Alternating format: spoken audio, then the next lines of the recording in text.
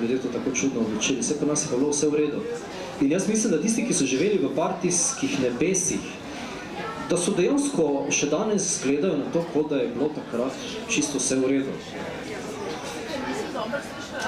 Da je delal zmago.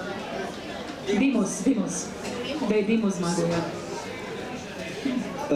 In se mi zdi, da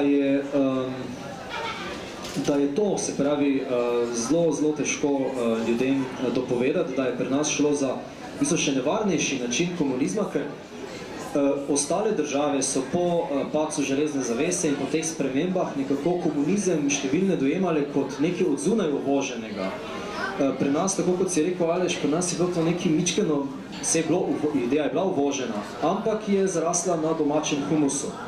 Tudi moraliziranje, ki so ga prevzeli recimo celo številni katoliški krogi, eno stalno moraliziranje, tu so se srečali z komunizmom, ki tudi skozi moralizira, da skozi ima neke dobre misli, pa kako moramo biti tolerantni in tako naprej drug do drugega. Vso to, tuje se mi zdi, so našli neke stične točke in pa najnevarnejša stvar za demokracijo je zadovoljni suženj.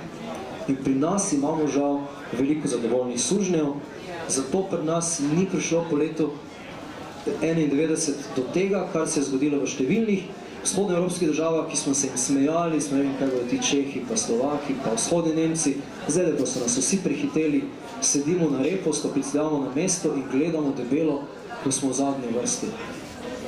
Die Welt časopis je prejšnji teden ravno, ko je objavilo stopnje korupcije v menedžmentu, Slovenija na prvem mestu, za njo pa cel kot nekih afriških držav, šesta Ukrajina, se pravi, v bistvu smo, ampak, a veste, vedno smo igrali, tako kot je Aleš rekel, vlogo neke žrtve danes, neki sosedje zatirajo, to si sami počnemo, ta razkroj, v katerem živimo, se ne bomo mogli na nikogar sklicevati. Nobena sila od zunaj nas v to ne sili, sami se tu kopljemo jamo. Še dobro, da imamo Brezna, ne?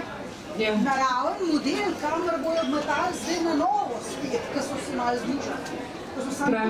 Pravi gospod, no in če slište... Lahko da smo že mi v odstrelnem. To se pa še ne vidi.